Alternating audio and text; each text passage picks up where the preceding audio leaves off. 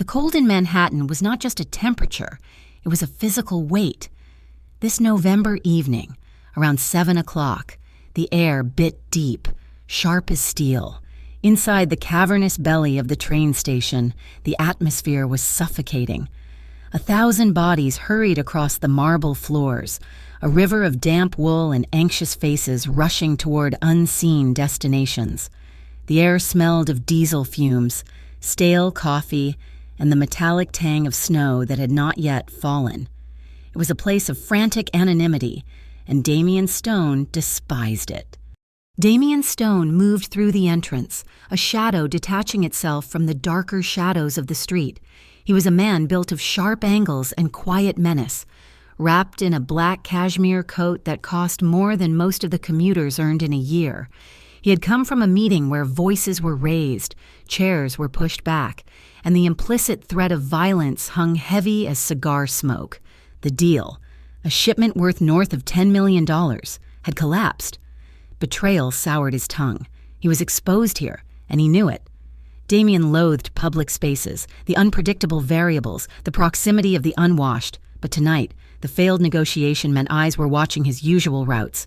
The station was a necessary, tactical retreat, a place to get lost before resurfacing. A few people recognized him. A flicker of recognition in a businessman's eyes, quickly extinguished. A woman pulling her child closer, her gaze dropping instantly to the floor. No one stared. To meet the eyes of Damian Stone was to invite trouble, to acknowledge the darkness that clung to him. His gaze was flat, lifeless, yet it held an authority that needed no weapon. As he walked toward the main concourse, the dense crowd parted seamlessly, unconsciously, like iron filings repelled by a magnet. His 2 men flanked him, mountains in tailored suits, their hands never far from their jackets. They were an island of lethal calm in the sea of civilian panic.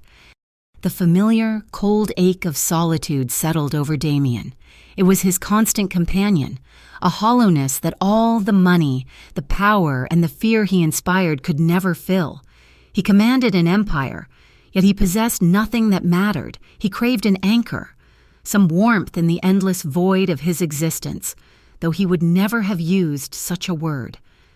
He was scanning the departure board, his mind calculating 3 moves ahead when, abruptly, the world stopped. It was not a decision, it was an impact. A small, frantic shape burst from the crowd, running head down, weaving recklessly through the forest of legs. She collided directly with his chest. The impact was jarring, knocking the air from her lungs in a small gasp. Yet she was soft. Instead of recoiling, her momentum carried her forward, and her arms wrapped instinctively around his waist in a desperate, clinging embrace. Absolute silence descended, the roar of the station, the announcements, the shuffle of 1,000 feet, it all evaporated. Damian froze, his entire body rigid. He had not been touched this way, without calculation or fear, in decades. He felt the sudden, shocking warmth of her body through his thick coat. He smelled lavender and cold air. His men surged forward, their movements economical and deadly. Hands gripped firearms beneath their coats, their faces murderous masks, ready to neutralize the threat. The few commuters close enough to see the encounter stopped dead, horrified, anticipating the violence that must surely follow contact with this man. But Damian made no move. He did not push her away. He did not strike. He was staring down at the top of her head, at a mass of rain-damp, dark hair. She felt gentle, emotional. She was clinging to him not in assault but in desperation, as if he were a lifeline. He realized, in that frozen second, she was meant to be meeting someone else, a lover, perhaps, in the crowd. She had mistaken him, a monolith of danger, for someone safe. The girl stiffened, her embrace going from desperate to horrified. She must have realized she was not holding the man she expected, but something else entirely, something hard and unyielding as the marble floor. She finally tilted her head back to look up. Her eyes were wide, glistening with unshed tears, but they held none of the terror he usually saw. She was not afraid of him. She was afraid of the mistake. Her face was flushed, her lips parted in profound, embarrassing confusion. And in that instant, staring down at her mortified face, Damian Stone felt a tectonic plate shift deep within his chest. The ice that had encased his heart for 30 years did not melt, but it cracked. He was not angry. He was not annoyed. He felt an inexplicable, powerful pull, a sudden, stunning recognition. He had no idea who this woman was, but the universe had just slammed her into him for a reason. He had the strangest, most illogical certainty that he had just encountered someone monumentally important.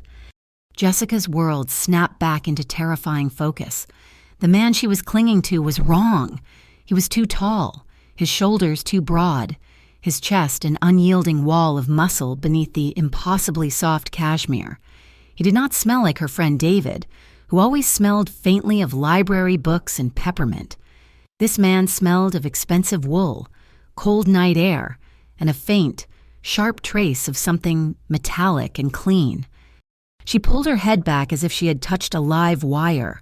Her eyes, wide and still filmed with the moisture of her earlier stress, traveled up the expanse of his black coat to his throat, his chiseled jaw, and finally, to his eyes. They were the color of a frozen lake, devoid of any light or warmth, and they were fixed on her with an intensity that stole her breath. A wave of heat, pure, agonizing mortification washed over her. She had just launched herself at a complete stranger. And not just any stranger. This was a man who radiated an aura of absolute, dangerous control. The air around him was 10 degrees colder, the ambient noise of the station seeming to bend away from him. Damian stood perfectly still. He felt the sudden void where her warmth had been. The moment her arms left his waist, the frigid reality of his life rushed back in.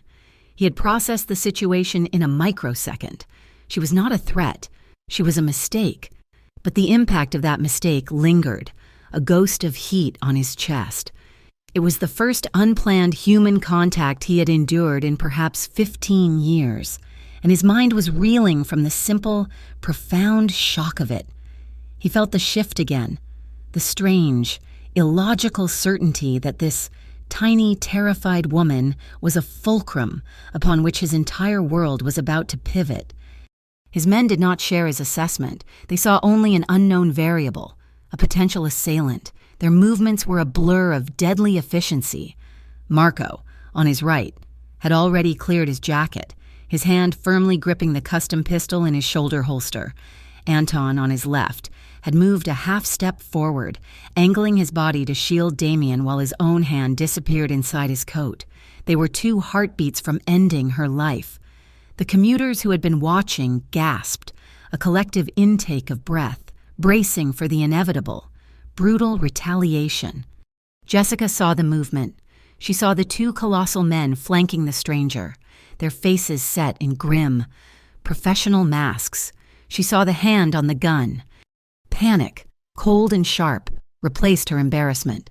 "No," she whispered, her voice cracking. She threw her hands up, palms out, a universal gesture of surrender. "Please, I am so sorry. I thought you were someone else. I was looking for someone. I am so sorry." This chaos, this breach of his sterile perimeter, should have infuriated him. It was a lapse in security, a moment of unacceptable vulnerability. He should have been furious at his men for letting her get so close, and at her for her stupidity. But Damian felt nothing of the sort. He simply looked at her, at the genuine terror in her eyes, a terror not of him, but of the social horror of her blunder and the sudden realization of danger. He did not speak. He lifted his left hand just an inch, a subtle gesture that was invisible to Jessica but spoke volumes to his men. Instantly, Marco's hand relaxed, though it did not leave his weapon. Anton eased back into his flanking position, the immediate threat level downgraded from lethal to high alert. Jessica was trembling, her face completely pale except for 2 bright red spots on her cheeks. "I'm so sorry," she repeated, her voice a desperate whisper. She began to back away, her hands still half raised. I did not see. I'm so sorry. She stumbled backward one step, then another, her eyes still locked on Damien's face, as if afraid he might change his mind and have her executed on the spot. Then, she spun around, her coat flaring out, and plunged back into the river of commuters. She was small enough that she vanished almost instantly, swallowed by the crowd heading for the downtown platforms. Damien did not move. He watched the spot where she had disappeared. He could still feel the phantom pressure of her arms around his waist, the ghost of her cheek pressed against his coat. He felt an urge, sharp and sudden, to command his men to retrieve her, to find out her name, to simply know. It was an impulse so foreign to his nature that it startled him more than the collision itself. He crushed it instantly. He was Damien Stone. He did not act on impulse. The bubble of silence around them popped. The station's normal volume rushed back in. People began to move, their steps quickening, their gazes carefully averted. They had witnessed something, but they would tell themselves they had seen nothing. It was the New York way, a survival instinct when brushing against the city's apex predators. "Boss," Marco's voice was a low rumble, questioning the halt, questioning the anomaly. Damien remained facing the crowd, his eyes scanning the space where she had been. Finally, he turned. His face the same impassive mask it had always been. The ice was back in place. "It was nothing, Theo," he said, his voice flat and cold. "A mistake." He resumed his path toward the private exit, his men falling into perfect, silent step behind him. But as he walked, his mind was not on the failed meeting, not on the $10 million, and not on the traitors he needed to hunt. He was thinking of lavender, damp hair, and the shocking, terrifying warmth of an accidental embrace. 1 week passed, 7 days of cold, hard calculation. Damien had identified the traitor from the failed meeting and had dealt with him in a way that was both final and instructive. Business was restored, his empire secure, the $10 million loss already a footnote. Yet the memory of the collision at the station remained, an irritant, a persistent image that surfaced at unwelcome moments. The feeling of that desperate, warm embrace, the scent of lavender. It was a file his mind could not close. He was in a small, upscale cafe on the east side, a place with dark wood and the rich smell of roasted beans. He sat in a secluded booth at the back, a position that gave him a clear view of the entire room and the only entrance. Anton stood discreetly by the door, pretending to read a newspaper, while Marco was outside in the idling sedan. It was just past noon, and the cafe was busy with the lunch rush. Damien was stirring an espresso, his gaze distant, when the small bell above the door chimed. His eyes flicked up, a reflexive action, and then they locked. It was her. She wore a simple dark blue coat, a knitted scarf wrapped loosely around her neck. Her hair was pulled back, revealing the pale, fine-boned structure of her face. She looked tired, the skin under her eyes shadowed, but she moved with a quiet, determined energy. He watched as she joined the long queue, her gaze fixed on the menu board above the counter. He found himself studying her, cataloging details. Her boots were worn at the heels, her coat, though clean, was inexpensive. She was nobody, a face in the crowd, one of millions struggling to stay afloat in the city, and yet she was the only person in the room he truly saw. Jessica shifted her weight, pulling her worn leather bag higher on her shoulder, and her gaze began to drift over the crowded tables. Her eyes met his. He watched her freeze. The recognition was instant, a flicker of her train station panic, the quick intake of breath. He saw her mind race, her body tense as if to flee. She could run. She could turn and walk right out the door, and he would not stop her. He was curious to see what she would do. She did neither. Her eyes held his for a long, vibrating second. The fear was there, but it was overlaid with caution. She remembered the men, the guns, the sheer cold danger of him, but she also, apparently, remembered he had not hurt her. Slowly, Almost tentatively, Jessica offered him the smallest, most fleeting of smiles. It was barely a twitch of her lips. Then she gave a single, small nod. It was not an invitation. It was an acknowledgement. I see you. I remember. It is okay. Damien was, for the second time in his life, thrown entirely off balance. This woman, who should have been running for the hills, had just nodded at him. The gesture was simple, polite. It was what one normal person did to another. She was not afraid. She was not obsequious. She was just polite. He felt that strange crack in his chest widen. He found himself, without conscious thought, giving a nearly imperceptible nod in return. The line moved, and she turned her back to him to place her order. He continued to watch her. The encounter had shifted something. The power dynamic, which should have been absolute, felt bizarrely level. She paid for her coffee and a small pastry, her movements economical. As she turned from the counter, she had to walk past his booth to get to the exit. He saw her hesitate, her knuckles white as she gripped her paper cup. She was deciding. She could skirt the wide-open area near his table, or she could walk the direct path. She chose the direct path. As she drew level with his booth, she paused.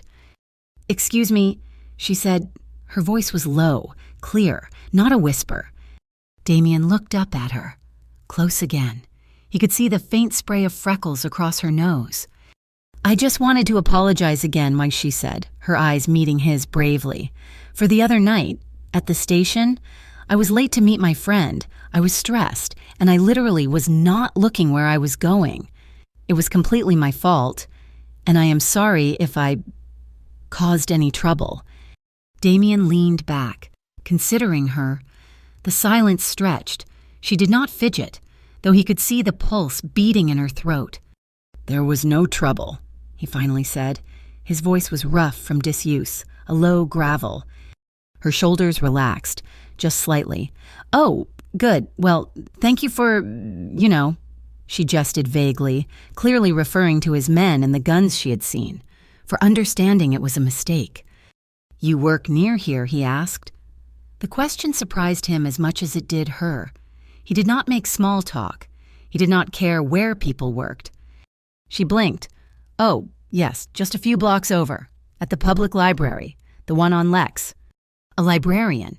It was so perfectly, absurdly mundane. "It is just," she continued, a small, wry smile touching her lips. "It is the end of the month. Rent is due, the heating bill was astronomical, and my paycheck does not stretch as far as it needs to. I was just, in my own head, rushing." She seemed to catch herself, realizing she was rambling to a complete stranger, and a terrifying one at that. "Anyway, I just wanted to say that. Have a good day." She turned to leave. "Wait," he said. She stopped, turning back. "Why did you nod at me?" he asked.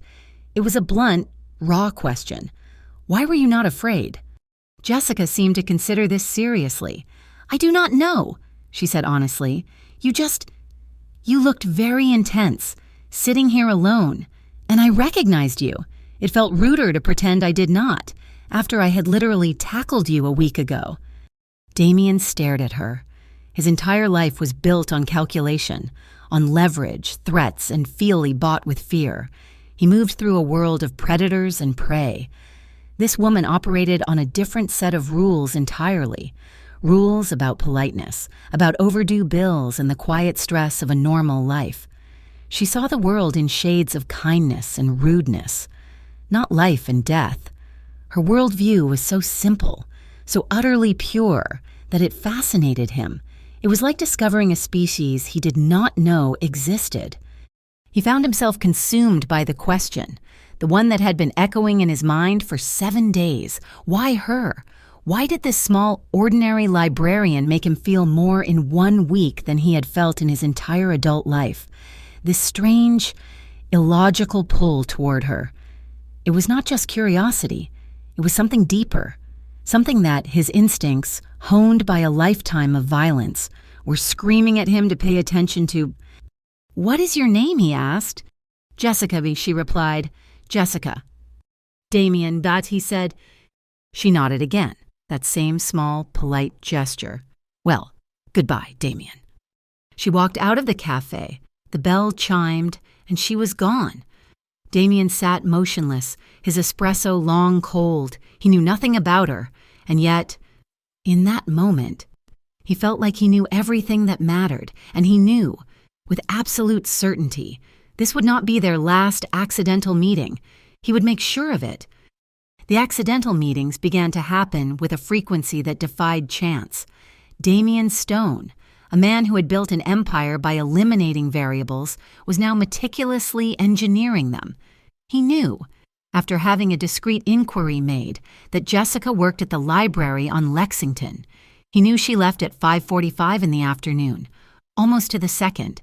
He knew she favored the small cafe for her midday break. Their third meeting was outside the library. It was raining, a cold, miserable downpour that turned the sidewalks slick and gray. Jessica was fumbling with a broken umbrella, her hair already plastered to her cheeks, when his black sedan slid to the curb. The tinted rear window lowered, revealing Damien in the half-light of the car's interior. He did not offer her a ride. He simply watched her, his presence a silent, intense question. She had paused, clutching her coat, and for a moment they just looked at each other, separated by the falling rain. The fourth time, he was in the cafe again, in the same back booth. When she went to pay for her coffee, the barista informed her it had already been taken care of. Jessica looked over, her brow furrowed. Damien simply inclined his head, holding his espresso, hesitantly. She approached his table. Their conversation was brief, stilted. He asked her about the library, about the books she liked. She found herself telling him about her frustration with the archaic filing system and her quiet ambition to modernize it. He listened. He did not just hear, he listened. His focus so complete it was almost unnerving. But Jessica was not a fool. She was quiet, but she was observant. The knot of unease that had formed in the train station was growing. She began to notice the constants, the two mountains in tailored suits, Anton and Marco. One was always by the door, the other nearby. Their eyes were never still. They scanned every person who entered the cafe, every car that passed on the street. They were not friends. They were guards. She noticed the car, always the same black sedan, always parked with a clear line of exit. She noticed that other people in the cafe gave his table a wide, fearful berth. Even when the place was packed, she was starting to understand. More than just an intense, wealthy man, he was an island of danger, and she kept finding herself drawn into his orbit. The true, cold realization came on a Tuesday. She'd worked late, a shift that ended well after 7 o'clock. The library was quiet as she left, the streets darker than usual. She pulled her worn coat tight and began the walk to her subway stop, 4 blocks away. She felt the eyes on her before she saw them. It was a prickle on the back of her neck, a shift in the air. She glanced over her shoulder. Nothing, just a man walking a dog. She turned back, quickening her pace. She heard footsteps, too heavy, too measured to be a casual walker. They echoed hers. She crossed the street. The footsteps crossed with her. A dark blue car she did not recognize turned the corner ahead and slowed, its engine a low thrum that matched the pounding in her chest. This was not Damien's car. These were not his men. The panic from the train station returned, but this time it was not embarrassment. It was pure, adrenalized fear. She ducked into a side street, a shortcut she sometimes took, now realizing it was a terrible mistake. It was narrow, lined with dumpsters. The footsteps followed, closer now. The sedan turned into the street behind them, blocking the entrance. She was trapped. 2 men stepped out of the car. They were not dressed like Damien's men. They wore cheap jackets and had the hungry, restless look of street predators. "Lost sweetheart," one of them called out, his voice greasy. Jessica backed away until her shoulders hit the cold, damp brick of a building. Her heart felt like it would burst from her chest. "Leave me alone," she said, her voice trembling. "We just want to talk," the other one said, stepping forward. "A pretty thing like you shouldn't be walking alone, especially not after visiting with Mr. Stone." The name hit her like a physical blow. Mr. Stone. They knew Damien. This was about him. Before she could even process the implication, another car, impossibly silent, screeched into the alley. This one from the other end. It was the black sedan. Its headlights flooded the narrow space, pinning the two men in brutal, sudden light. The doors of Damien's car opened. Anton and Marco emerged, not as men, but as weapons. They moved with a lethal grace that was terrifying to behold. But Damien was out first. He did not run, he walked, straight toward the two men, who were now frozen, their bravado evaporating into sheer terror. Damien did not look at Jessica. His entire focus was on the two men. "You have 5 seconds." Damien's voice was not loud, but it cut through the night air like a shard of ice. "Tell me who you are." "We were just talking to her," the first man stammered, raising his hands. Damien did not slow. He grabbed the man by the front of his jacket, lifting him effortlessly. "Wrong answer." "Rizzo!" the man shrieked. "Tony Rizzo sent us just to watch her, just to see who she was, that is all." Damien held him for one more second, his eyes boring into the man's soul, then dropped him. He turned to Marco. "Take out the trash. Get the message back to Rizzo. He does not look at her. He does not breathe in her direction." "Understood." Marco nodded once, a grim finality. Damien turned away, leaving his men to their work. He walked to Jessica. She was pressed against the wall, shaking so violently she could barely stand. He stopped a foot in front of her, his large body blocking the view of what Marco and Anton were doing. He just stood there, his chest rising and falling slowly. "You are not hurt," he stated. It was not a question. She could only shake her head, mute. "This," he said, his voice low, "is the world I live in, Jessica." She finally found her voice, a broken whisper. "Who are you?" He looked at her, the shadows of the alley carving his face into hard planes. He could have lied. He could have told her he was a businessman with rivals. But he had seen the pure terror in her eyes, and he knew, with that same gut instinct that had never failed him, that a lie would be the end of it. "I am the man people like Rizzo fear," he said. "I am the man who controls the ports, the unions, and half the city's shadows. I am not a good person, and those men," he gestured back, "were following you because they think you are mine."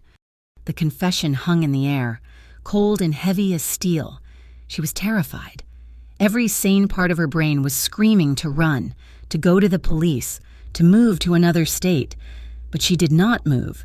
She looked at him, at this impossible, dangerous man who had just appeared like a vengeful god. He was telling her the truth, a truth that could get her killed. And yet, as she looked at his face, she saw past the coldness. She saw the genuine, fierce, and utterly possessive care in his eyes. He was not just warning her, he was protecting her.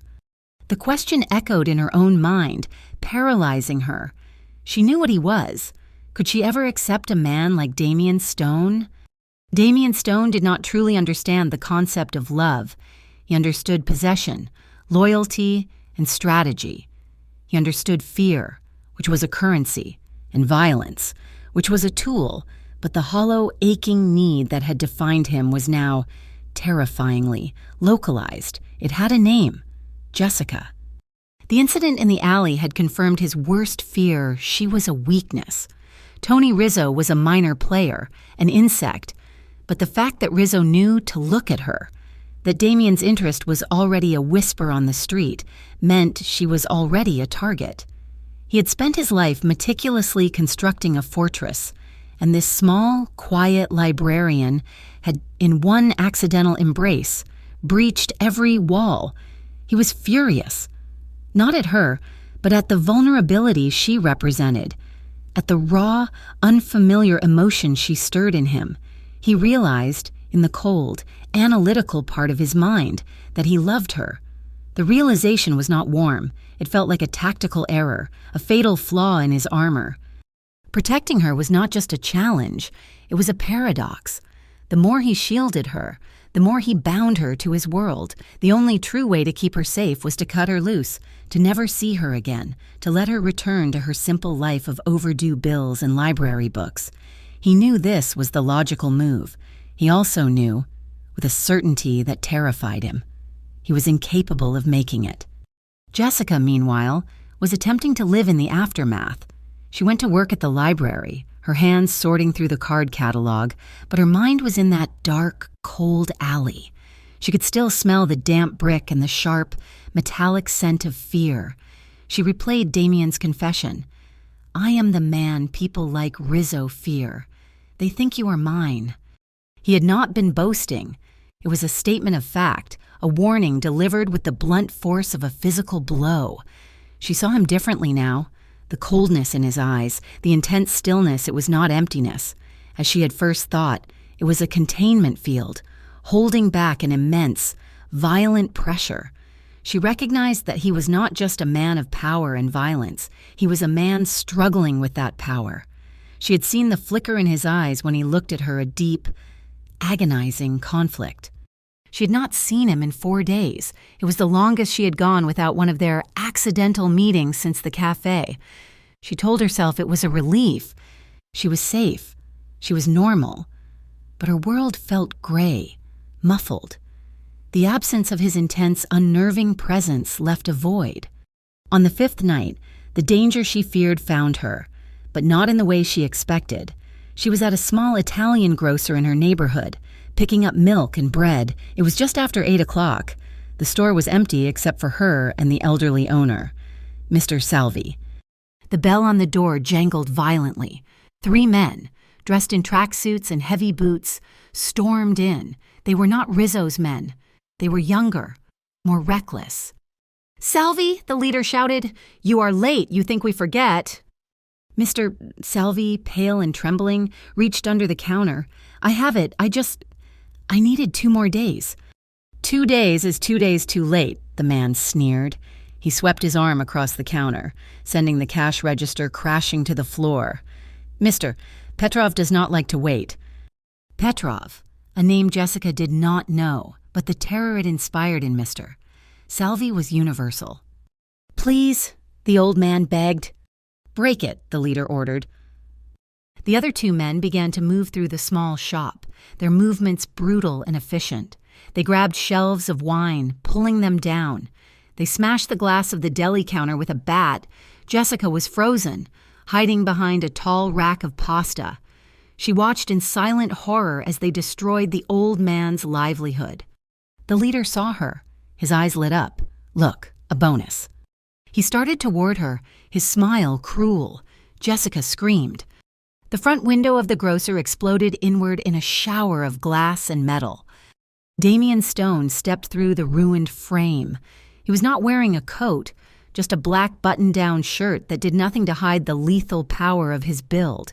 He had not come from a meeting. He had come from somewhere close. He had been watching. Behind him, Marco and Anton materialized, their focus absolute. Damien did not even look at the 2 men smashing shelves.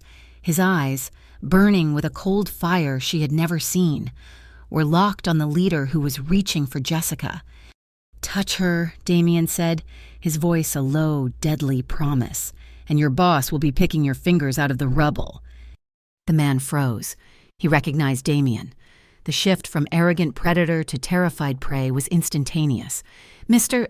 Stone, we did not know. This is Petrov's territory. We did not know she was with you." "She is," Damien replied. He took 1 step forward. The 3 men scrambled backward, tripping over the wreckage, and fled out the broken window. Marco and Anton did not follow. They remained by the door, statues of impending violence. Damien walked past the whimpering Mr. Salvi. He walked through the spilled olive oil and shattered glass until he stood in front of Jessica. She was crying, her hands covering her mouth, her body shaking. He stopped, his fists clenched at his sides. He was breathing hard, not from exertion, but from a rage so profound it seemed to vibrate the air around him. He looked at the destruction, at her terror, and he knew he was the cause. His very existence was a magnet for this. He reached out, his hand visibly shaking, and gently, so gently, cupped her elbow. "Come." He led her out of the store, past his men, and into the waiting sedan. He did not take her home. Her apartment was compromised. He drove, his knuckles white on the steering wheel, the silence in the car deafening. Jessica finally stopped shaking. The tears dried, leaving cold tracks on her face. She looked at him, at his rigid profile, at the man who had just saved her for the second time. The fear was gone, burned away by the adrenaline and replaced by a numbing, overwhelming clarity. She could not run from this. His feelings and hers were too strong. This was her life now, or it was nothing. He finally pulled the car over, high on a quiet street overlooking the river, the lights of the city glittering below like shattered jewels. He turned to her, his face a mask of self-loathing. "I spent my entire life building this empire. Jessica," he said, his voice raw. "I built it on fear and control, but with you, I just want to protect you from every bad thing in this world." He looked away, at the dark water. "And I am the one who keeps putting you in their path." Jessica looked at his large hands, still clenched on the wheel. She saw the man who commanded armies of thugs, the man who made rivals tremble. But she also saw the man who had asked her name in a cafe, the man who was currently breaking under the weight of his own world. She made her choice. Slowly, she reached across the console. She did not speak. She simply placed her small, trembling hand over his. His hand was rock hard, tense, but shockingly warm. He flinched at her touch, but he did not pull away. "You did not put me here," she whispered, her voice surprisingly steady. "I walked into that train station. I spoke to you in that cafe. I am here." He turned his head, his eyes searching hers in the dark, desperate for an absolution he did not deserve.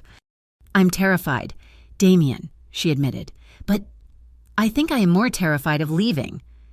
She could not stay, and she could not go. She was trapped, not by him, but by the undeniable, impossible truth that had settled in her heart. She was in love with him, and she knew, in that moment, she was not going to run. Her words hung in the silence of the car, a confession as profound and binding as his own. "I think I am more terrified of leaving." Damien stared at her, at the impossible, fragile bravery of this woman who had, in the space of a few weeks, become the single fixed point in his chaotic universe. He felt her small hand on his, a lifeline of warmth against his cold, tense skin. He turned his own hand over, his large, calloused fingers engulfing hers. It was a pact, a surrender. He did not take her back to her small, compromised apartment. Her life there, the one with the overdue bills and the quiet routine, was over. He had shattered it the moment he'd had her followed, the moment his rivals had marked her. He took her to the only place he considered truly secure, his penthouse, a fortress of glass and steel high above the city, insulated from the street by 40 floors of concrete and a private elevator. It was vast, cold, and minimalist. It was a reflection of him, a place built for control, not comfort. He led her through the sterile, echoing space. His men, Anton and Marco, took up positions by the elevator, their presence a silent, constant reminder of the world they now inhabited. "You will be safe here," he said, showing her to a guest room that was larger than her entire apartment. Jessica stood in the doorway, looking at the floor-to-ceiling windows that displayed the glittering, indifferent city. "Safe," she repeated, the word tasting strange, "or a prisoner." He turned to her, his face unreadable. "For now," he said, his voice low, "they are the same thing." Their new life began, the relationship deepened, but it was a love forged in a pressurized chamber. Jessica could not leave. She did not return to the library. Her resignation was tendered by one of Damien's associates, citing a family emergency. Her few friends were told she was away. Her world shrank to the dimensions of the penthouse. But in this confinement, They truly found each other. Away from the calculations of the street, Damien was a different man. He was still intense, still quiet, but the coldness was replaced by a possessive, almost desperate attention. He was fascinated by her. He would sit for an hour, saying nothing, just watching her read. "What?" she finally asked one evening, lowering her book. "You are quiet," he said, as if this were a scientific marvel. "Everyone I know wants something. They talk to get it. You just are." "I am a librarian, Damien," she said with a small smile. "We get paid to be quiet." He came to her then, taking the book from her hands and setting it aside. He sat on the sofa beside her, his large frame making the furniture feel small. He did not touch her immediately. He just looked at her, his eyes tracing the line of her jaw, the curve of her mouth. "I'm not a good man, Jessica," he whispered. "You told me that already," she whispered back. "I need you to know it. What I do. The things I have done to keep this." He gestured to the city beyond the glass. "It is not something you can wash away." "I'm not asking you to," she said. His control, the ironclad restraint that had defined his entire life, finally broke. He leaned in, his mouth claiming hers. It was not gentle. It was a kiss of desperation, of a drowning man finding his only source of air. It was raw, possessive, a brand of ownership. His hand came up to her jaw, his thumb pressing into her cheek, holding her steady as he deepened the kiss. She felt a jolt of fear, not of him, but of the sheer, overwhelming force of his need, but beneath the fear was a current of dizzying safety. This man, who could tear the world apart, was holding her as if she were the most fragile thing in it. She wrapped her arms around his neck, her fingers tangling in his hair, and for the first time, she kissed him back, meeting his desperation with her own choice. But the world could not be held at bay by glass windows. The threats were escalating. Rizzo had been dealt with. Petrov, the man from the grocery, was more dangerous. He was Russian, not Italian, and he saw Damien's new weakness as a prime opportunity. The bubble had to be tested. Damien was taking her to a restaurant he owned, a place with reinforced walls and a kitchen staff that doubled as armed guards. They moved in a convoy, not one car, but 3. Damien and Jessica were in the center sedan, with Marco driving and Anton in the passenger seat. They were on the FDR drive when it happened. "Black SUV," Anton said, his voice flat, his eyes on the side mirror. "2 cars back. It has been with us since the bridge." Damien, who had been relaxed, his arm draped over the back of the seat behind Jessica, did not tense. Instead, he became preternaturally calm. He put his hand on her knee, a gesture of quiet reassurance. "It is fine," he said. But it was not fine. The SUV pulled alongside them, the tinted window lowering. Jessica saw the dark shape of a man, the glint of metal. Marco did not wait. He slammed the brakes and the wheel, spinning the heavy sedan 180 degrees into oncoming, screeching traffic. Jessica screamed as she was thrown against Damien, who wrapped his body around her, shielding her with his own. The chase car, caught by surprise, swerved and crashed into the car that had been in front of them. The 3rd car in their convoy, the follow car, pinned the SUV against the median. Marco, a master driver, corrected the spin and accelerated, driving the wrong way down an exit ramp. It was over in less than 10 seconds. They were back at the penthouse within 15 minutes. Jessica was shaking. Damien, however, was a block of cold, contained fury. He got out of the car and spoke to his men in a low, rapid-fire voice. When he got back in the elevator, Jessica saw it, a small, dark red spot on the cuff of his white shirt. It was not his. He had not even been touched. It was from a meeting he had taken before he had come to pick her up. She realized he had come from dealing with Petrov's men. This was his life. This was the protection. He saw her staring at the spot. He looked down at his cuff, his expression unreadable. He did not apologize. He did not explain. He simply unfastened the cufflink and rolled up his sleeve, hiding the stain. Jessica looked at him, and the final piece of the puzzle clicked into place. She felt safe, wrapped in his arms, cocooned in his fortress. But she finally understood. His protection, the thing that made her feel secure, was the exact same thing that was drawing the bullets. The danger and the safety were not two different things. They were one. And she was standing in the very center of it. The elevator doors opened into the silent, cavernous penthouse. The attack on the drive had taken less than 30 seconds, but it had shattered the illusion of safety. The fortress had been tested, and the walls were closing in. Damien did not speak to Jessica. He walked directly to the massive wall of windows, his back to her, and pulled his phone from his pocket. His voice was a low, lethal hum, a language of command. "Petrov, yes, he has crossed the line. Find him, and find the one who told him our rote. No, not a meeting, a termination. I want his head." Jessica stood by the elevator, her hands clasped so tightly her knuckles were white. She was no longer a guest. She was a piece on his chessboard, the one piece he could not sacrifice. The man who had kissed her with such desperate, possessive force just nights before was gone, replaced by the strategist, the boss. The next 48 hours were a relentless, grinding assault. The attack on the drive was not an isolated incident, it was the opening salvo. Petrov, the Russian, had done what no Italian rival had managed. He had united the other families. He had formed a coalition built on the shared belief that Damien Stone, weakened by his new attachment, was finally vulnerable. The attacks were precise and brutal. A shipping container at the docks, one of Damien's largest revenue streams, was hit with an incendiary, a loss of over $12 million. One of his top lieutenants was gunned down outside a bakery in the Bronx. The family, his organization, was bleeding. Inside the penthouse, the tension was thick enough to breathe. Marco and Anton were no longer discreet bodyguards. They were soldiers, armed with shotguns and tactical gear, posted by the private elevator.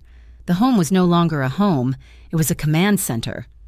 On the third night, Jessica was jolted from a light, uneasy sleep by a sound she could not place, a high-pitched, metallic thwack. Then the world exploded. The window in the master bedroom, rated to be bulletproof, spider-webbed into a million pieces, a sniper firing from a rooftop half a mile away, had found the one angle. The 1 microsecond the blinds were drawn. The shot was not meant for her. It was meant for the man she was with. Damien, who had been asleep in the chair across the room, moved faster than she thought humanly possible. He launched himself across the space, tackling her off the bed and onto the thick rug, covering her body with his. "Anton," he roared, "we are breached south-facing window." Glass was still raining down. Jessica was gasping, her ears ringing, crushed beneath his weight. He was an immovable, warm shield. He had saved her again. "We are moving, now," he snarled. He hauled her to her feet, dragging her by the hand. He did not give her time to grab shoes, a coat. He pulled her into the main hall, where Marco and Anton were already in motion, grabbing go-bags. "They have the high ground. They know we are here. The building is compromised," Damien said, his voice flat. All emotion burned away, leaving only cold, hard tactics. "We go to ground. The garage, now." The private elevator was a death trap. They took the service stairs, a cold, concrete well that spiraled down 40 floors. Jessica's bare feet were aching, her lungs burning, but Damien's grip on her hand was iron. He half dragged, half carried her, his men forming a tight diamond around them. The parking garage was a cavern of shadows and echoing drips. "The Bentley is a target," Damien said. "We take the Range Rover. Marco, you drive. Anton, with me." They moved across the open concrete. It was too quiet. "Boss," Anton said, his voice low. A black van, its engine silent, suddenly roared to life from a dark corner, its headlights pinning them. 2 more SUVs, one on each side, lit up, blocking the exit ramp. It was an ambush, a pincer move. Jessica was trapped, caught in the blinding glare, with nowhere to run. "Now get her down," Damien roared, shoving Jessica behind a thick concrete pillar. The air ripped apart. The sound of automatic gunfire in the enclosed space was a physical, deafening percussion. Bullets sparked off the concrete, whining and ricocheting. Damien and his men did not hesitate. This was their world. They returned fire, their actions economical and precise. Marco provided cover fire while Anton and Damien advanced, using the pillars as shields, moving toward the primary threat. Jessica was huddled, her eyes squeezed shut, her hands over her ears. This was not a chase. This was a war. She heard a man scream, a high, wet sound that was cut short. She forced her eyes open. She saw Damien, his face a mask of absolute, lethal focus. He moved with a grace that was both beautiful and terrifying, a dancer in a storm of bullets. He was no longer just protecting her. He was ending the threat. He was a creature of violence. And she had never loved him more. The dichotomy of it, the terror and the safety, fused in her heart. In a lull, as one van's tires exploded and it swerved, Damien ran back to her pillar. He crouched, grabbing her face, his hands hard, his eyes burning with adrenaline, searched hers. "Are you hit?" he demanded. "No," she choked out. "Good." He did not say he loved her. He did not say it would be okay. He said, "Stay behind me. Do not move. Do not make a sound." He reloaded his weapon, the click of the magazine seating echoing in the garage. He looked at his men. The odds were bad. 3 vehicles, perhaps a dozen men. They were pinned. Damien knew this was it. This was not a skirmish. This was an execution. He had let his guard down, let his focus shift. He had made a tactical error in bringing her here. No. His error was in thinking he could have her in the Empire. He made the decision he would not lose her. He would burn his whole world to the ground first. He looked at her one last time, his gaze softening for a microsecond. "I will get you out of this," he promised. He rose from his crouch, no longer a defender, but an attacker. Anton left Marco, the exit now. He stepped out from behind the pillar and laid down a field of covering fire that was deafening in its intensity. He was drawing their attention, a calculated, suicidal move to create an opening for his men to reposition. Jessica watched, her heart stopping. As he made himself the target, he was choosing her life over his. The bullets ripped the concrete where he had been standing. The battle for his life and for hers had just begun. The garage was a chaos of noise, a symphony of destruction. Damien stepped from the pillar, and the world focused to a single, burning point. He was the target, and he welcomed it. The air split, bullets chipping the concrete pillar where Jessica hid, the stone fragments stinging her skin. She clamped her hands over her mouth to stifle the scream. But Damien was not a stationary target. He was a force of nature. As he drew their fire, he moved, fluid and economical, his own weapon answering in controlled, double bursts.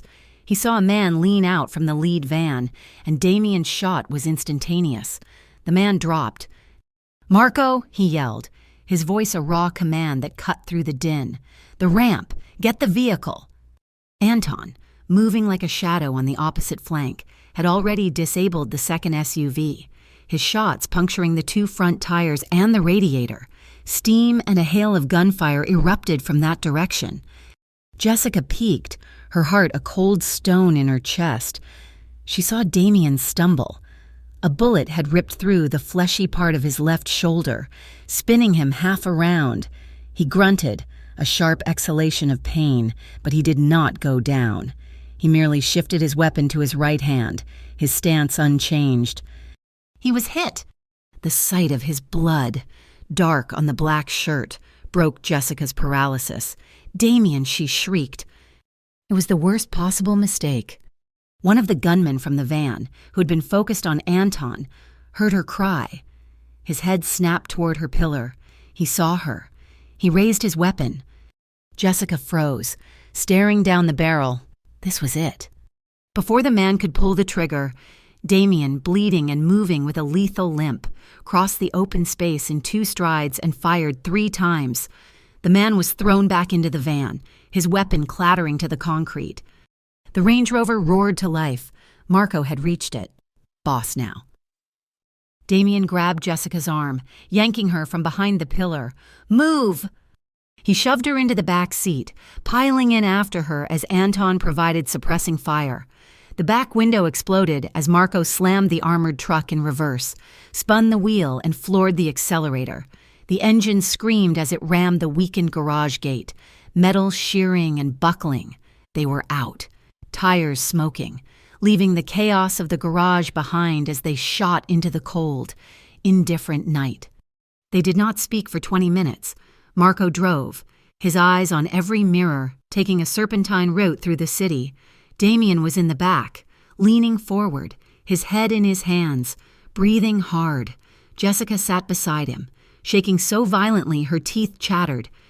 They ended up in a place she had never seen, a nondescript apartment building in Queens, a safe house that was the opposite of the penthouse.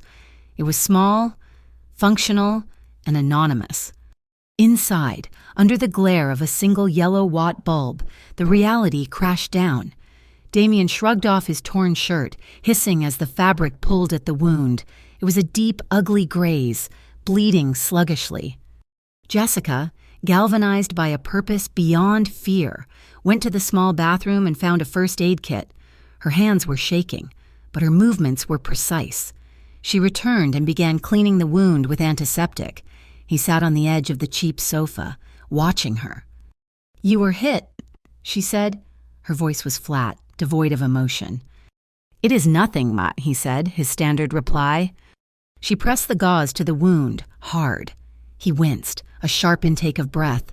"Stop saying that," she whispered, her voice trembling with a sudden, cold fury. "Stop telling me it is nothing. That was not nothing. Damien, that was a war. You were shot. I almost died, because of me." "They were here for me," he said, his voice low. "They found me," she countered, her eyes flashing up to meet his. "They shot at my bedroom. They aimed at me in that garage. I cannot live like this." He looked at her, seeing not the terrified librarian, but a woman made of steel he never knew existed. "I will handle Petrov. I will double the guard." "And then what?" she interrupted. "There will be another Petrov and another Rizzo. Will you build a fortress around me so strong that the sun cannot get in? I will not live in a cage, Damien. And I will not watch you bleed out in a parking garage." She finished bandaging his arm, her touch suddenly gentle. She looked at his hands, stained with grit and blood, then back at his face. "I cannot leave you," she said, her voice breaking.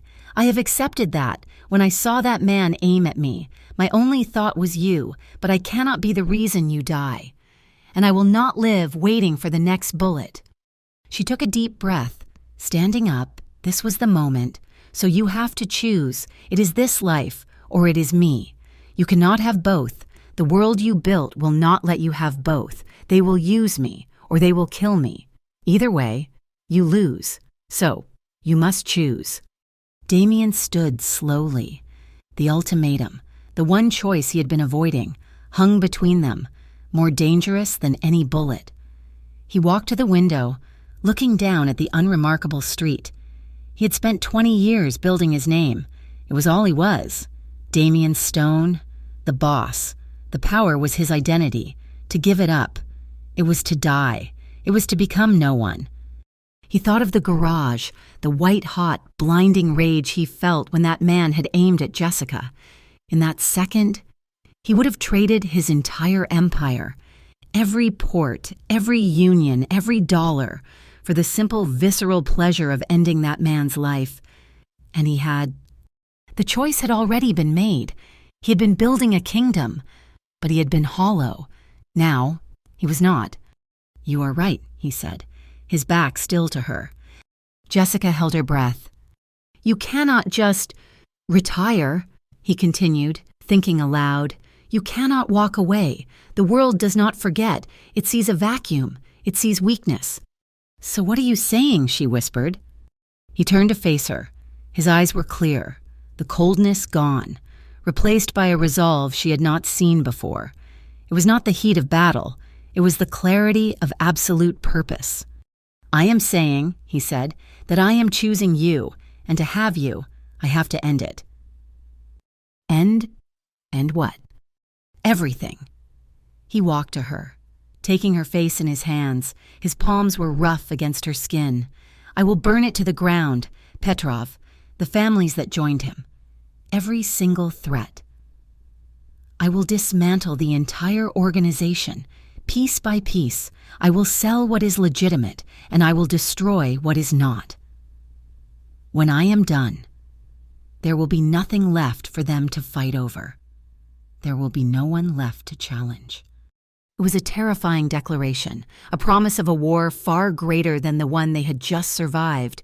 But she understood. It was not a grasp for more power. It was an exit, a final, bloody, cleansing fire. "And what will be in its place?" she asked. "Us," he said. "A new life, somewhere far from here. I have enough, Jessica, more than enough. It will take time. They have to fear me, but they also have to forget me." He leaned down, his forehead resting against hers. "I will not lose you. I will give it all up." Jessica closed her eyes, relief and terror warring within her. He had made his choice. They would have to survive the consequences. They would start over. But she knew, as she slid her arms around his waist, that the world would not forgive him, and it would never truly let them go. The war to end the war was not a single battle. It was a scorched earth campaign waged over 3 brutal months. Damien, true to his word, had become a ghost, a wraith of vengeance. He moved not to conquer, but to annihilate. He was dismantling his own life's work. He fed tips to the feds, anonymously gutting his own legitimate fronts, sacrificing millions to sever the ties that bound him. Simultaneously, he hunted. Petrov's coalition, fractured by mistrust, was no match for a man with nothing left to lose. One by one, Damien's rivals vanished. Their bodies were never found. He was erasing his past, burning every bridge and salting the earth behind him. The final piece was the head of the snake, Petrov himself, and, more problematically, his own senior capos. They were men who had built their lives on his power, and they would never let him walk away. He had set a trap, a final meeting at a decommissioned shipping warehouse at the Red Hook docks, the very place his empire had begun. He had promised Petrov a truce, a division of the spoils. He had promised his capos a final victory. He was lying to everyone. Jessica was not there. He had sent her upstate 2 months prior, to a small, isolated cabin under the watch of Anton, the only man he trusted with her life. He had not seen her since. He refused to, until it was clean. The warehouse was a cathedral of rust and shadows. Rain hammered on the corrugated tin roof. Damien stood in the center, Marco at his side. They were alone. "They are late," Marco rumbled. "They are not," Damien said. The heavy doors groaned open at both ends of the warehouse. Petrov entered from the north, flanked by a dozen heavily armed men. From the south came Vinny and Sal, Damien's oldest lieutenants, with their own crews. They had betrayed him, just as he'd anticipated, planning to ally with Petrov to carve up his dissolving empire. "Damien." Petrov smiled, his voice a jovial boom that did not reach his cold eyes. "You come with only one man, a brave or a foolish end." "Vinny," Damien said, ignoring the Russian, "you were with me for 20 years. Business, boss," Vinny shrugged, raising a shotgun. "You got soft. This girl, you were always smart, but now you are just a liability." "You are right," Damien said softly. He looked at Petrov. "I am." He unclipped a small detonator from his belt. "This warehouse," he said, his voice calm, "is sitting on 400 pounds of industrial explosive. The only reason we are not dead is because my thumb is on this switch. Marco has a second switch. If we both go down, the signal goes live." The warehouse was silent save for the rain. The smiles were gone. "You are bluffing," Petrov sneered. "Am I?" Damien asked. "I am ending this, one way or another. You can walk out that door, Vinny, and forget my name, or you can die here. With him." Vinny hesitated, his eyes darting between Damien and Petrov. It was the moment of decision. But Petrov made it for him. The Russian raised his pistol and fired, not at Damien, but at Vinny. The capo crumpled, his shotgun clattering. "There is no walking out," Petrov snarled. "Kill him!" The warehouse erupted. It was not a gunfight, it was a massacre. Marco and Damien were outnumbered 3-1, but they were fighting in a kill box of Damien's own design. They moved with a practiced, brutal efficiency. But the numbers were too great. Marco went down, taking 2 of Petrov's men with him, a burst of gunfire stitching across his chest. He looked at Damien, nodded once, and was still. Damien roared, a sound of pure, animalistic rage, and emptied his clip. He was hit, once in the leg, stumbling but not falling. He dove behind a stack of crates, bullets splintering the wood. He was alone. His forces, his entire organization, were now reduced to him and a dead man. He saw Petrov, using the chaos to escape, running for a side door. Damien pushed off the ground, ignoring the fire in his leg, and ran. He tackled the Russian, sending them both skidding across the wet concrete. Petrov was strong, a brawler. He rolled, his fist connecting with Damien's jaw. Damien felt the impact, tasted copper. He drove his elbow into Petrov's ribs. Hearing a satisfying crack, they wrestled, 2 titans in the dark, fighting for a kingdom that was already ashes. Petrov got his hand on a piece of rebar and swung it, the metal bar tearing a deep gash across Damien's side. Damien grunted, the pain blinding, but he grabbed the bar, twisting it. "She made you weak," Petrov gasped, spitting blood. "No," Damien snarled, forcing the Russian onto his back. "She made me free." He drove the rebar into Petrov's chest. The fight was over. Damien lay on the concrete, the rain leaking through the roof, mixing with the blood pooling around him. He was shot in the leg. His side was ripped open, and he was pretty sure he had at least 2 broken ribs. His forces were gone. Marco was gone. His enemies were gone. It was done. He had won. He closed his eyes. The call came to the cabin at 4 a.m. Anton answered it, his face grim. He turned to Jessica, who was already standing, her hands pressed to her mouth. "It is done," Anton said, his voice rough. He is alive, but, Jessica, it is bad. They are not sure he will make it through the night." Jessica's fight was just beginning. She did not cry. Her fear was a cold, hard diamond in her chest. "Take me to him." The hospital was a circus. Police, feds, and the last, terrified remnants of the underworld buzzed around the intensive care unit. But Anton was Damien's man. He got her through. She pushed open the door to his room. He was not the man she knew. He was a broken thing, pale as the sheets, dwarfed by the machines that beeped and hissed, breathing for him. He was covered in bandages, tubes disappearing into his body. The high price. This was the cost of their freedom. A nurse tried to stop her. "Ma'am, you cannot be in here." "I am not leaving," Jessica said, her voice a low, fierce command that brooked no argument. It was a voice she had learned from him. She sat by the bed. She took his hand, the one that was not broken, the one that had held her and killed for her. It was cold, limp. She held it to her cheek. "You do not get to do this," she whispered, her voice thick with unshed tears.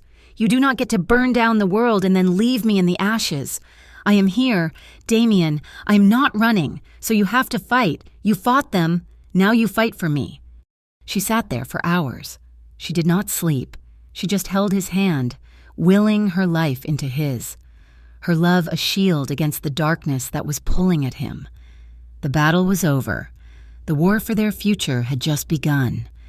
The machines in the intensive care unit screamed their rhythms, a sterile, synthesized pulse that was the only sound in the room.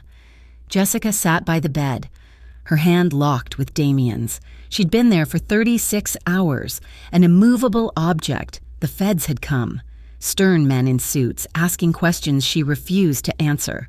The police had come, their faces a mixture of curiosity and fear, knowing exactly who lay broken in that bed. She had stared through all of them. Her entire universe was the pale, broken man attached to the tubes, his breathing shallow beneath the bandages. On the third morning, his fingers moved. It was not a twitch. It was a conscious, agonizingly weak pressure. Her head snapped up, her heart leaping. His eyelids fluttered, then opened. The frozen lake of his eyes, which she had first seen in the train station, were clouded with pain and medication. He looked at her, his gaze unfocused. Then slowly, it cleared. He knew her. "Jess," he breathed, the word a dry rasp, barely audible. "I am here," she whispered, tears finally breaking free, tracing hot paths down her cheeks. "I am right here." The war was over. The long, slow, painful climb back to life had begun. Recovery was not heroic. It was a grueling, undignified process. The man who had moved like a lethal shadow, who had commanded an empire, could not sit up on his own. The bullet to his leg had required 2 surgeries, leaving him with a network of pins and a permanent, aching limp. The gash in his side, which had nearly killed him, was a thick, angry scar. Jessica was his anchor. She was the one who held the cup to his lips, who read to him when the morphine made his vision swim. But more than that, she was his shield against the world, the feds. Seeing their primary suspect was incapacitated, circled, they tried to press him, to offer deals. But Damien, even diminished, was still Damien. He gave them nothing. His past, he told them, was dead. He had buried it himself. The empire had crumbled exactly as he'd planned. With Petrov and his old guard gone, there was a power vacuum. The other families fell upon the scraps, fighting each other, too busy to notice the man who had started the fire. The legitimate businesses were seized or sold at auction.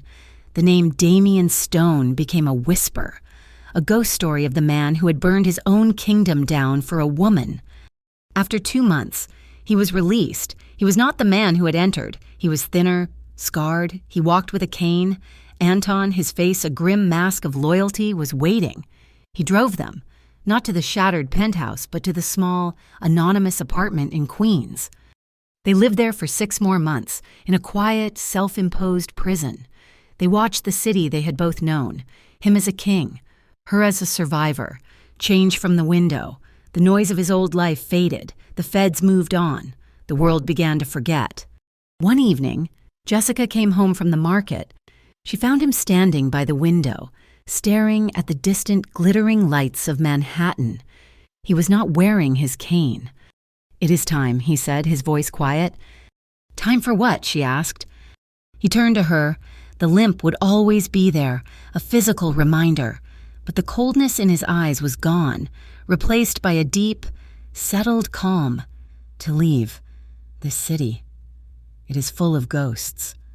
He had been liquidating everything, the safe houses, the offshore accounts he had set aside for this exact purpose. He was still a wealthy man, but the money no longer felt like power. It felt like ballast. They left on a Tuesday. They took 1 bag each. Anton drove them to the airport, his final act of service. He shook Damien's hand, his eyes filled with a respect that went beyond business. "Boss," he said, "a final farewell." "Just Damien now, Anton," he replied. Jessica took Damien's hand. They walked through the crowded terminal, just 2 more faces in the crowd, anonymous. He was no longer the man who parted the seas of people. He was just a man, holding the hand of the woman he loved. They found their peace 1,000 miles away, in a small town on the coast where the Pacific Ocean screamed against jagged black rocks. They bought a house, a simple, modern structure of wood and glass that overlooked the water. The air was clean, smelling of salt and pine, not diesel and fear. Life became simple. Damien, who had never known a day of rest, learned to be still. He would walk the beach for hours, his limp pronounced on the soft sand, the cold ocean air easing the constant ache in his leg. He read the books Jessica brought home from the small, local library where she had started volunteering. Jessica planted a garden. Her hands, which had once trembled with fear, were now steady, pushing seeds into the rich, dark earth. She found a peace she had never thought possible, a quiet joy in the rhythms of the sun and the tide. One evening, they sat on the deck, watching the sun bleed into the ocean. The sky was a riot of orange and purple. "Do you ever miss it?" she asked softly. "The power, the city."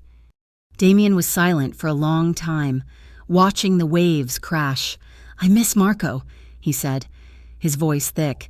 "I miss the man I was. Sometimes he knew how to fix things." "He did not know how to fix himself," Jessica said, leaning her head on his shoulder. His bad shoulder, the one that had been torn open. He turned his head, his lips brushing her hair. "No," he said, "he did not. I needed you for that." He looked at her, this woman who had collided with him in a train station, a random, chaotic variable that had saved his soul. He had thought, in his old life, that love was a weakness, a liability. He had been wrong. It was the only thing that was real, in the end. After all the money, all the power, and all the violence had burned away, their love was the only thing left standing. They were not without their scars. Sometimes, at night, a car door would slam in the distance, and Damien would be on his feet before he was fully awake, his hand reaching for a weapon that was no longer there. And sometimes, Jessica would wake from dreams of gunfire, her heart pounding. The world he had come from was not a place that forgave, and it did not easily forget. They were free, but they were not naive. Their peace was a thing they had to choose every single day. But as he wrapped his arm around her, pulling her close, the past felt distant. The future was not a guarantee, it was just this: the cold air, the sound of the ocean, and the steady warmth of the woman in his arms. It was enough. It was everything. Thank you so much for listening to this story. We would love to know where you are listening from, so please comment below to connect and share your thoughts. Be sure to subscribe to our channel, Mafia Boss Story, like this video, and give us some extra support by hitting that hype button so this story can be heard by more people.